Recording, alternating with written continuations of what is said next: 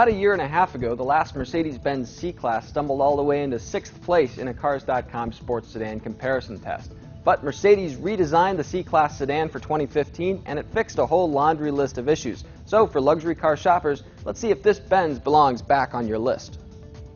Now, the C-Class has often been characterized as a baby S-Class in terms of styling, and that's the case more than ever with this 2015 redesign. Check out the headlights. They're very sinewy. They kind of have LED pipes that sort of run here toward the grille.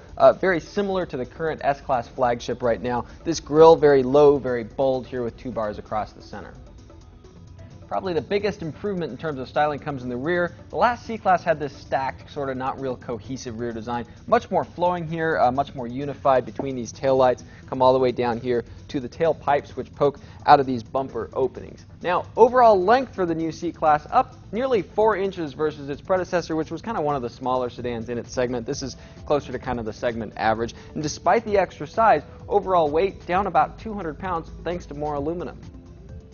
That helps make even the base engine in the C300, a turbo 4-cylinder good for 241 horsepower, seem pretty quick, certainly quicker than the previous generation's C250.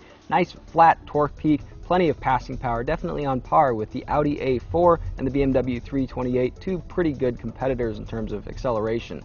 If you want more power, there's a turbo V6 in the C400. We've driven that, and it is quicker, but I gotta say, the C300 is plenty quick enough, especially because it's got swifter accelerator and transmission response than before, particularly if you put this agility select switch here over into Sport or Sport Plus modes.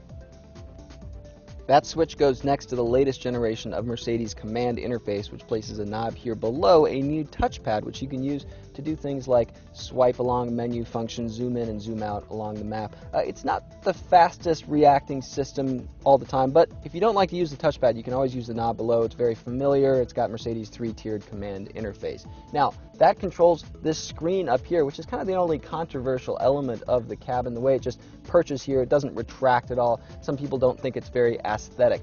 Otherwise, very few disagreements with this interior. Handsome materials up and down, very consistent from eye level all the way down to foot level. Really exceptional even for this class of small luxury cars. One area I'm not quite so thrilled about, the upper dash and doors have optional faux leather that covers them. Mercedes doesn't do a very good job with the fake leather upper dashboard. I get it, in this price range you can't afford real leather along the dashboard, but Lexus and Cadillac, they do a better job faking it. This sort of stuff kind of seems molded in. The back seat is still pretty low to the floor like the old C-Class. I'm 6 feet tall, and as you can see, my knees are just really kind of uncomfortably elevated here. But seat folding, very practical now. There's a 40-20-40 split rear seat. That means the center part comes down for a pretty big pass-through here. And if you pull down the outboard sides, you can see there's a very wide opening here. This part of the seat carries the seat belt with it, so you don't have to mess with that. Really good setup. One of the more practical cars in terms of a folding back seat in this class.